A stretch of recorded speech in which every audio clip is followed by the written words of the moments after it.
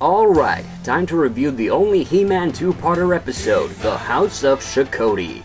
However, calling The House of Shokoti a two-parter is being a little generous, since the two episodes barely have anything to do with each other, beyond the fact that one takes place directly after the other. It's more or less the same sort of relation as with any other follow-up episode from the series.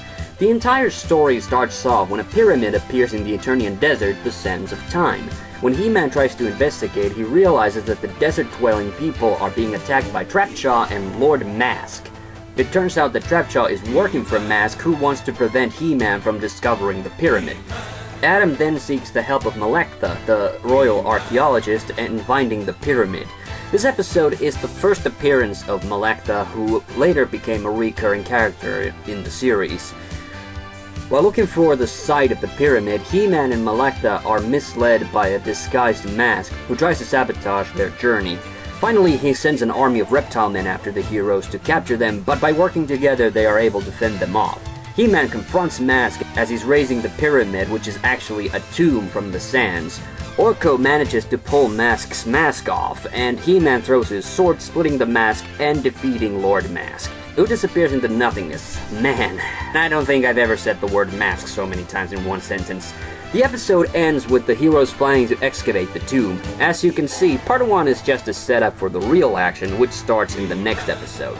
Finally, in part 2, the heroes plan to excavate further. Ram-Man uncovers the door to the tomb, but because it's getting late, they decide to only excavate the following day. Malekth's assistant, Stanlin, finds out to his disappointment that Malekth doesn't want him inside the tomb, and he's getting ready to send him back to Palace Eternos. Stanlin wants to at least see inside the tomb, so he sneaks out in the middle of the night, but then gets captured and dragged inside the tomb. He's led to Lady Shokoti, who is trying to resurrect the sleeping beast, a monster that will help her rule Eternia. He-Man and Ram-Man go off to try and rescue Stanlin, but become captured themselves as sacrifices to the sleeping beast. Stanlin escapes with He-Man's sword. Upon wondering what to do, he is contacted by the sorceress, who tells Stanlin to grow a pair and take the sword back to He-Man. The sleeping beast awakes, but He-Man and company manage to break free. He-Man pushes down a statue of Shokoti, much like in the live-action Masters of the Universe movie, which buries the monster and defeats Shokoti. Now, in my view, House of Shokoti Part 1 is not nearly as good of an episode as Part 2, despite that it has a really high production quality. Part 1 has some excellent action scenes, and I like the fact that Trapjaw is there, even though his only role in the episode seems to be serving as Mask's lackey. It leaves a lot of unanswered questions, such as how and why did Mask seek out Trapjaw specifically. But then again, it's not the first time one of Skeletor's henchmen has gone off to work for another villain. The best part of this episode are definitely the laser battle with Trapjaw's robot spiders and the final bout with the bad guys at the end of the episode.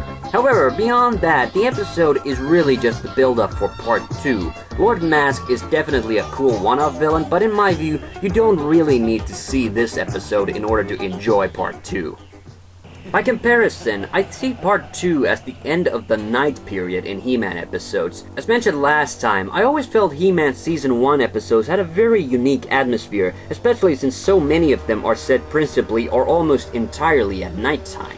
That only enhances Part 2's coolness factor, which is pretty high already, since this is the first truly horror-inspired episode in the series. Visually, it's one of the best He-Man episodes. The weird flying tentacle monster, Shokoti's ghostly holograms, the very architecture of the tomb, and the rat monster thingy, and of course, the sleeping beast itself, just make this one of the single darkest episodes of He-Man. One could also argue that this episode has a little bit of sex appeal due to Lady Shokoti's appearance, but her voice is a little too harsh to float my boat.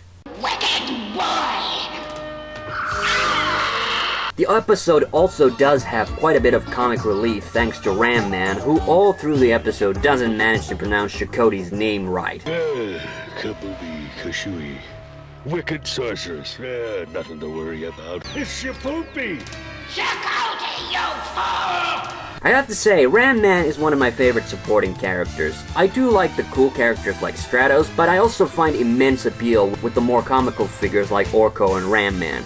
Especially Ram-Man, since the things that he says are almost universally hilarious. So, much like the two Granomir episodes from Season 1, I find the latter episode of the two Shokoti ones to be better. but admittedly both are good enough in their own right to be worth seeing. The first episode is just a fun action romp, but the second one has a lot of cool stuff if you're a fan of this kind of horror stuff. Until next time, I have the power, so can you.